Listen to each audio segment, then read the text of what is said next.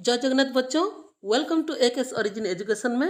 तो बच्चों, जैसे कि हम लोग microorganisms friend and foe की चैप्टर कंटिन्यू करते हुए हम लोग ने ये जाना कि जो हार्मफुल माइक्रो ऑर्गेनिजम्स होते हैं तो वो लोग क्या करते हैं कि बहुत सारे डिजीज फैलाने का काम करते हैं और उन्हें ही बोलते हैं पैथोजेंस। क्या बोलते हैं? पैथोजेंस। और हमने ये भी जाना कि इन पैथोजेंस के द्वारा बहुत सारे डिजीज फैलाया जाता है और वो होते हैं ह्यूमंस के अंदर भी फैलाया जाता है और बहुत सारे प्लांट्स और एनिमल के साथ भी फैलाया जाता है, जिसको कि हमने प्रीवियस वीडियो में डिस्कस किया। अब चाहे तो लिंक है तो वहाँ पर जाकर देख सकते हैं। तो चलिए बच्चों, आज हम लोग जानते हैं कि माइक्रो ऑर्गेनिजम्स की वजह से और क्या क्या हार्मफुल चीज़ें हमारे साथ होती है। तो जो माइक्रो चीज़ की वजह से जो और एक चीज़ जो हमारे साथ होती है तो वो होती है फूड पॉइजनिंग। क्या होती है? Food poisoning. तो दरअसल ये फूड पॉइजनिंग होता क्या है? दरअसल अगर कोई भी खाना को अगर हम लोग वैसे ही छोड़ देंगे तो वहाँ पर क्या होगा, ये जो माइक्रो ऑर्गेनिजम्स है तो वो वहाँ पर टॉक्सिक सब्सटेंस प्रोड्यूस करना स्टार्ट कर देंगे, यानी कुछ जहरीला चीज़ों को वो वहाँ पर बनाना शुरू कर देंगे। और उसी फूड को हम लोग जब कंज्यूम करेंगे तो क्या होगा कि हमारे बॉडी में इलनेस दिखाई पड़ेगा या सिकनेस दिखाई पड़ेगा। तो इस कंडीशन को ही हम लोग बोलते हैं फूड पॉइजनिंग। और इसके और भी कुछ सिम्टम्स होते हैं जैसे कि वॉमिटिंग वगैरह। और बच्चों, फूड पॉइजनिंग की वजह से आपको डायरिया होने का भी खतरा रहती है। तो क्या होने का? कि डायरिया होने का खतरा रहती है। और इसके साथ साथ जो ऑफसेट स्टोमक यानी जो स्टोमक पेन है तो वो भी इसकी वजह बन सकती है। तो फूड पॉइजनिंग से बचने के लिए हम लोगों को क्या करना होगा कि बहुत सारे तरीके का अपनाना पड़ेगा, और जिसकी वजह से क्या हम लेंगे कि हम लोग इस फूड पॉइजनिंग से बच सकते हैं। तो फूड पॉइजनिंग से बचने के लिए सबसे पहले हम लोगों को क्या करना होगा, उस फूड को प्रिजर्व करना होगा यानी सुरक्षित रखना होगा, ताकि माइक्रो ऑर्गेनिजम्स उसे स्पॉयल यानी नष्ट ना कर सकें। तो उसके लिए जो सबसे पहला वाला मेथड होती है फूड प्रिजर्वेशन का यानी खाने को संरक्षित रखने का, तो वो होता है केमिकल मेथड। क्या होती है? Chemical method. तो केमिकल मेथड में होता क्या है, हम लोग प्रिजर्वेटिव्स उसमें ऐड कर देते हैं खाने में, जिससे कि क्या होती है कि खाना बहुत देर तक वैसे ही माइक्रो ऑर्गेनिज्म से बिना नष्ट हुए बचा रहता है। तो उसके लिए बेसिकली होता क्या है कि हम लोग search chemicals like salts and इसके साथ साथ कुछ जो ऑयल होती है एडिबल ऑयल घर में अपने जो कंज्यूम किए होंगे, तो वो सारी ऑयल्स और जो सॉल्ट को हम लोग क्या करते हैं कि खाने में मिला देते हैं। और इसके अलावा आप लोग जो जाम्स और जो स्क्वाश खाते हैं और जो सॉक्स वगैरह खाते हैं तो उनमें एक प्रिजर्वेटिव की तरह sodium benzoate and sodium Meta bisulphate, तो इन सारी चीज़ों को क्या किया जाता है कि उसके साथ मिलाया जाता है। और इसके अलावा इसके फूड के अंदर साइट्रिक एसिड को भी मिलाया जाता है। किसको मिलाया जाता है? कि साइट्रिक एसिड को मिलाया जाता है। तो जो कि वो भी एक केमिकल मेथड होती है कि फूड प्रिजर्वेशन करने का। और ये जितने भी सारे केमिकल्स यूज होते हैं फूड को प्रिजर्व करने के लिए, तो इन सारी चीज़ों को बोला जाता है प्रिजर्वेटिव्स। क्या बोला जाता है? प्रिजर्वेटिव। तो जो नेक्स्ट मेथड हमें फूड प्रोडक्शन में यानी जो फूड प्रिजर्वेशन में हमें मदद करती है तो वो है हमारा सल्टिंग। क्या है? सल्टिंग। यानी घर में जो नमक होती है जो कि हम लोग रोज़मर्रा की ज़िंदगी में इस्तेमाल करते हैं, तो उसी नमक को भी हम लोग खाने को संरक्षित रखने के लिए इस्तेमाल कर सकते हैं। जैसे कि आपने देखा होगा कि ड्राई फिश और मीट, आंवला आंवला का तो पैकेट आपने जरूर खाया होगा दुकान में खरीद कर। और जो रॉ मैंगोज तो जो कंचा मैंगो होती है तो उसमें से भी उसको प्रिजर्व करने के लिए भी इसे बनाया जाता है कि जिससे भी घर में आप लोग क्या करते हैं कि खाने के लिए यूज़ करते हैं। और उसके बाद टैमरिन, तो इन सारी जो चीज़ें होती है तो इनमें सॉल्ट को मिलाकर इन्हें क्या किया जाता है कि प्रिजर्व करके रखा जाता है, और जिसे कि हम लोग क्या करते हैं कि महीनों तक इस्तेमाल कर सकते हैं। और ये सॉल्टिंग की वजह से होता क्या है कि ये प्रिवेंट्स करता है ग्रोथ ऑफ माइक्रोब्स, यानी माइक्रो ऑर्गेनिजम्स के ग्रोथ को ये प्रिवेंट करता है। और वो भी कैसे? क्योंकि जो सॉल्ट होती है वो मॉइस्चर को ऑब्जर्व कर लेती है। क्या कर लेती है? वो मॉइस्चर को ऑब्जर्व कर लेती है। और ये सिर्फ मॉइस्चर की जो मॉइस्चर को ऑब्जर्व नहीं करता, जो माइक्रो ऑर्गेनिज्म के जो सेल के अंदर भी जो मॉइस्चर होती है यानी जो वाटर कंटेंट होती है वो उसे भी ऑब्जर्व कर देती है और उन बैक्टीरिया को यानी जो माइक्रो ऑर्गेनिज्म को वो एक तरह से मारने का काम भी करता है। तो इसीलिए जो सॉल्टिंग होती है तो ये मेथड भी फूड प्रिजर्वेशन के लिए एक इम्पोर्टेंट जो स्टेप है वो हो जाता है। तो उसके बाद जो नेक्स्ट जो कदम है जिसके कि हम लोग फूड को कंजर्व रख पाएंगे तो वो है यूजिंग शुगर। क्या है? Using sugar. तो सॉल्ट की तरह हम लोग क्या करते हैं कि शुगर को ऐड कर सकते हैं जाम्स, जेलीज एंड स्क्वाश, तो जिससे कि क्या होगा कि ये शुगर सोल्यूशन की वजह से तो वहाँ पर भी क्या होंगे, थोड़ी सी जो मॉइस्चर है वो कंटेंट कम हो जाएंगे और ये इनहिबिट करेगा तो ग्रोथ ऑफ बैक्टीरिया, तो बैक्टीरिया के ग्रोथ को ये क्या करेगा? ये घटाने का काम करेगा। और इसके बाद जो मेथड आती है तो वो होती है यूजिंग ऑयलिंग एंड विनेगर। तो ऑयल और विनेगर का यूज करके भी हम लोग क्या कर सकते हैं, खाने को बहुत दिन तक प्रिजर्व रख सकते हैं, यानी संरक्षित रख सकते हैं। तो क्या होता है कि जो ऑयल और विनेगर होते हैं, they prevents spoilage of pickles because bacteria can not live in such environment. क्योंकि विनेगर एसिडिक होता है तो वो भी थोड़ी सी प्रिवेंट करता है जो बैक्टीरिया और जो माइक्रोब्स को ग्रो करने में। और जो वेजिटेबल्स होते हैं, फ्रूट होते हैं, फिश, मीट, तो इन सब में क्या होता है कि ऑयल और विनेगर को मिलाया जाता है ताकि उन्हें प्रिजर्व किया जा सके। और इसके अलावा भी क्या होती है कि और भी मेथड्स हैं जिसके कि क्या होता है कि हम लोग फूड को प्रिजर्व करने का भी काम करते हैं। तो वो होता है हीट एंड कोल्ड ट्रीटमेंट। तो आपने तो जरूर देखा होगा कि आपके घर में जो मम्मियाँ होंगी तो वो क्या करती हैं कि जो दूध को उबाल कर यानी उसे हीट करके उसे रख लेती है, जो कि क्या करती है कि शाम से लेकर सुबह तक भी रह जाती है आराम से।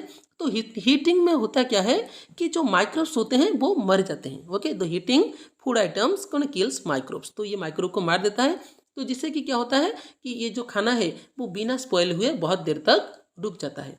और इसके बाद और क्या होती है कि कोल्ड ट्रीटमेंट में होता क्या है, अगर हम लोग क्या करते हैं खाने को फ्रीज में रख लेते हैं, तो अगर कितने डिग्री सेल्सियस तक, 5 डिग्री सेल्सियस तक अगर हम लोग खाने को रखेंगे, तो उस डिग्री में क्या होगा कि इतने ठंड में जो माइक्रोब्स हैं तो उनकी जो ग्रोथ होगी वो क्या होगी कि प्रिवेंट हो जाएगी। क्या हो जाएगी?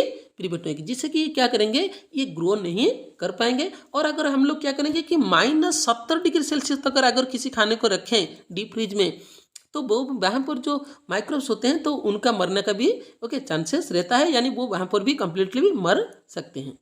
और ये थी जो हीट और कोल्ड ट्रीटमेंट, जिसके जरिए कि हम लोग क्या करते हैं कि खाने को प्रिजर्व रख सकते हैं। और इसी के लिए खास तरह से आपके घर में फ्रिज वगैरह रखा जाता है, यानी जो रेफ्रिजरेटर होता है उसे रखा जाता है। तो इसके बाद जो अगला मेथड होती है वो होती है स्टोरेज एंड पैकिंग। तो आपने जो चिप्स कुरकुरे वगैरह जरूर खाए होंगे। तो जो चिप्स और कुरकुरे वगैरह होते हैं तो उसको क्या किया जाता है कि एयर टाइट करके रखा जाता है। और इसके अलावा जो चॉकलेट्स वगैरह होती है तो उनको भी प्लास्टिक कंटेनर में एयर टाइट करके रखा जाता है, ताकि ये फूड आइटम को नष्ट ना होने से बचा जाए। तो क्या होता है कि अगर हम लोग कोई भी कंटेनर को अगर एयर टाइट करके रखेंगे तो उसमें क्या होंगे कि माइक्रोब्स जो होते हैं तो वो वहाँ पर उसमें एंट्री नहीं कर पाएंगे। तो जिससे कि क्या होगा, उनकी जो तादाद है वो वहाँ पर उतनी ज़्यादा नहीं होगी और वो हमारी जो फूड है तो वो क्या होगी कि वहाँ पर सुरक्षित रहेगी। तो इसीलिए ये जरूरी होता है कि हम लोग बहुत सारे खाने को भी एयर टाइट करके यानी कंटेनर में फिक्स करके भी हम लोग उसे प्रिजर्व रख सकते हैं। तो इसके बाद जो सबसे इम्पोर्टेंट मेथड आती है फूड प्रिजर्वेशन करने का, तो वो होती है पास्चराइजेशन। पास्चराइजेशन प्रोसेस होता क्या है? तो process of heating milk about 70 degree Celsius to 72 degree Celsius for 15 to 30 second. तो अगर दूध को हम लोग उबालेंगे 72 टू अप टू 70 से लेकर 72 डिग्री सेल्सियस तक, कितने समय के लिए? 15 से लेकर 30 सेकंड तक, and then suddenly chilling it to prevent the growth of microorganisms. तो इसके बाद हम लोग क्या करेंगे, इतनी गर्मी में जो 15 से 30 सेकंड तक उसे गर्म करेंगे और उसके बाद लेकर हम लोग क्या करेंगे, उन्हें फ्रीज में रख लेंगे। तो उसमें क्या होगा कि जो माइक्रोब्स की जो ग्रोथ है तो वो रुक जाएगी और वो जो दूध को नष्ट करने वाले जो बैक्टीरिया होते हैं जैसे कि लैक्टोबैसिलस, तो वो क्या करेंगे, वहाँ पर ग्रो नहीं कर पाएंगे। और इस प्रोसेस को ही हम लोग बोलते हैं पास्चराइजेशन। क्या बोलते हैं? पास्चराइजेशन। और अगर आप लोग कभी जो बाजार से मिल्क खरीदते होंगे तो वहाँ पर आपने देखा होगा कि वहाँ पर साफ लिखा हुआ होगा पास्चराइज्ड मिल्क। तो अगर आप नहीं देखे हो तो इस बार अगर दुकानदार को जाकर जब तुम लोग दूध मांगोगे तो ज़रूर देखना कि वहाँ पर ये लिखा है या नहीं। और इस जो प्रोसेस को डिस्कवर किया था लुईस पास्चर। किसने डिस्कवर किया था? Lewis pasture. और इस तरह की ये बहुत सारी चीज़ें थी, जैसे कि हमने देखा कि जो फूड को देखो स्टोर करके यहाँ पर कंटेनर में और उसे एयर टाइट करके और यहाँ पर फ्रीज में तो रखकर, और देखो यहाँ पर जैसे कि आप लोग पास्चराइज्ड मिल्क देख पा रहे होंगे। तो ये सारी चीज़ों के द्वारा यानी इन सारी मेथड को फॉलो करके जो फूड होती है उसे कंजर्व किया जाता है, यानी प्रिजर्वेटिव का इस्तेमाल हो या ऑयल का इस्तेमाल हो। तो इन सारी चीज़ों के इस्तेमाल करने से क्या होती है कि फूड जो होती है वो ज़्यादा दिन तक प्रिजर्व होकर रहती है, यानी सुरक्षित रहती है और हम लोग उसे भी खाने की तरह इस्तेमाल कर सकते हैं। तो ये थी कुछ इंपॉर्टेंट मेथड्स। तो इसके बाद हम लोग चलते हैं कि इस चैप्टर की जो आखिरी जो पड़ाव है तो वो है हमारा कि माइक्रोऑर्गेनिज्म में हमें सबसे जो इम्पोर्टेंट चीज़ के लिए हमारी मदद करते हैं तो वो है नाइट्रोजन फिक्सेशन। इसमें मदद करते हैं नाइट्रोजन फिक्सेशन। तो नाइट्रोजन फिक्सेशन में होता क्या है कि जो नाइट्रोजन होती है एटमॉस्फेयर की नाइट्रोजन कन्वर्ट होती है किसमें कि यूजेबल फॉर्म में जो कि मिट्टी में मिल जाता है, और उसके बाद वो प्लांट उसको यूज करते हैं, और उसके बाद फिर से वो माइक्रोब्स के द्वारा वो चल जाती है एटमॉस्फेयर में। तो ये जो प्रोसेस है पूरी तरह से चलती है एक साइकिल की तरह, और जिसे कि हम लोग बोलते हैं कि नाइट्रोजन साइकिल। क्या बोलते हैं? Nitrogen cycle. तो चलिए इसके बारे में हम लोग प्रॉपरली स्टडी कर लेते हैं कि नाइट्रोजन साइकिल जो होता है वो होता क्या है। तो जो नाइट्रोजन साइकिल में हम लोग सबसे पहले देखेंगे कि जो एटमॉस्फेयर में जो नाइट्रोजन की मात्रा है तो वो कितनी है? 70-80%। कितनी परसेंट है? 78%। तो ये जो एटमॉस्फेरिक नाइट्रोजन दो तरह से हम लोग क्या करते हैं कि मिट्टी में मिलने का काम करती है, यानी मिट्टी में फिक्स होने का काम करती है।